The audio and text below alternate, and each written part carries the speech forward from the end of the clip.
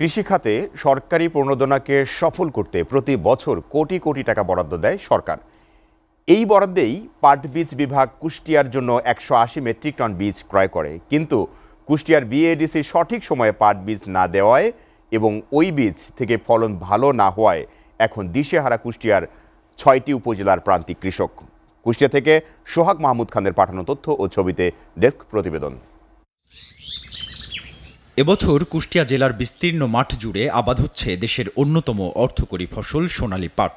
পাট চাষে আগ্রহ এবং ব্যাপক পরিমাণে উৎপাদন বাড়াতে সরকারের পক্ষ থেকে কৃষকদের দেওয়া হয়েছে সরকারি পাটের বীজ। কিন্তু কৃষকদের অভিযোগ, সঠিক সময়ে ও মানসম্মত বীজ সরবরাহ না করায় ক্ষতিগ্রস্ত হয়েছেন তারা। কৃষক আমরা সরকারি বীজের খুব অপেক্ষায় থাকি, আর আমরা আনন্দিত পাতে যাই যে সরকারি বীজ পালে আমরা লাভ হতে পারি। বাজার থেকে কিনে নিয়ে এসে আমরা পাট বুনি, আর সরকারি বীজ অনেক পরে পাই, তখন আমার পাট বড় হয়ে যায়। অভিযোগ রয়েছে, একদল অসাধু কর্মকর্তার যোগসাজশে বাজারে ছড়ানো হচ্ছে মেয়াদোত্তীর্ণ ও পচা বীজ। এতে সরকারি প্রতিষ্ঠানের ওপর আস্থা হারাচ্ছেন প্রান্তিক চাষিরা।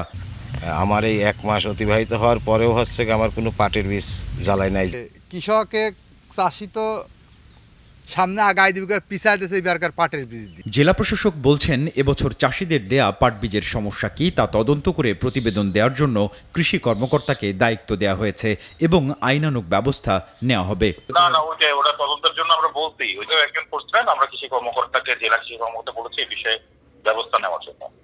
তার মধ্যে আইনগতভাবে যে ব্যবস্থা কথা বলা আছে সেভাবে ব্যবস্থা নেওয়া। সরকার এককভাবে বিএডিসির ওপর বীজের দায়িত্ব দেওয়ায় প্রতিষ্ঠানটি যাচ্ছে তাই করে যাচ্ছে বছরের পর বছর, এমন অভিযোগও কৃষকদের। SATV news desk.